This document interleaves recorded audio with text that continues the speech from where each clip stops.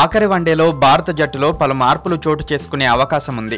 4వ వన్డేలో ఆసీస్ విజయం సాధించడంతో సిరీస్ ను 2-2తో సమం చేసింది. దీంతో ఆఖరి మ్యాచ్ ఇరు జట్లకు ప్రతిష్టాత్మకంగా మారింది. ఫిరోజ్ షా కోట్ల మైదానంలో జరిగే ఫైనల్ మ్యాచ్ కోసం ఇరు జట్లు ఇప్పటికే ఢిల్లీకి చేరుకున్నాయి. బుధవారం మధ్యాహ్నం 1:30 5వ వన్డే జరగనున్న సంగతి తెలిసిందే.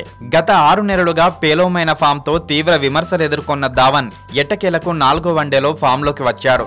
4వ వన్డేలో సెంచరీతో పాటు కెరీర్ లోనే అత్యధిక స్కోరు నమోదు చేశాడు. ఈ సిరీస్ లో రోహిత్ శర్మ తన స్థాయికి తగ్గ ప్రదర్శన చేయలేదు. 4వ వన్డేలో మాత్రం పర్వాలేదనిపించాడు. 4వ వన్డేలో అతడి ఇన్నింగ్స్ చూస్తే రోహిత్ గాడిలో పడినట్లు కనిపిస్తోంది. ఇక 4వ వన్డేలో అంబటి రాయుడు స్థానంలో అనూహ్యంగా తుది జట్టులో కేఎల్ రాహుల్ చోటు దక్కించుకున్నాడు. అయితే ఆశించిన స్థాయిలో మాత్రం రాణించలేదు. 5వ వన్డేలోనూ కేఎల్ రాహుల్ చోటు దక్కించుకునే అవకాశం ఉంది. ప్రపంచ కప్ ముందు అతన్ని పరీక్షించాలని జట్టు యాజమాన్యం భావిస్తోంది. ఇక ఇప్పటికే ఈ సిరీస్ లో కెప్టెన్ విరాట్ కోహ్లీ వరుసగా 2 సెంచరీలు సాధించాడు. సూపర్ ఫామ్ లో ఉన్నాడు. 4వ వన్డేలో మాత్రం 4వ స్థానంలో బరిలోకి దిగి నిరాశపరిచాడు. వికెట్ కీపర్ ధోనికి చివరి 2 వన్డేల నుంచి విశ్రాంతినివ్వడంతో 4వ వన్డేలో వికెట్ కీపర్ గా రిషబ్ పంత్ కు చోటు దక్కింది. కీపర్ గా విఫలమైన బ్యాట్ తో రాణించాడు. 2వ వన్డేలో ధోనీతో కలిసి మ్యాచ్ ని గెలిపించడంలో జాదవ్ది కీలక పాత్ర.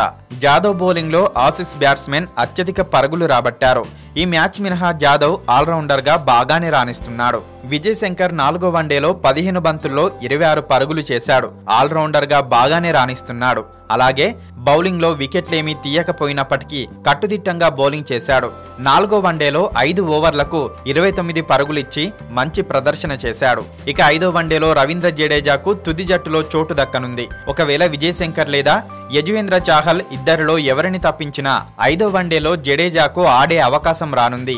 4వ వన్డేలో రాణించలేకపోయిన సీనియర్ బౌలర్ భువనేశ్వర్ కి 5వ వన్డేలో చోటు దక్కడం ఖాయంగా కనిపిస్తోంది.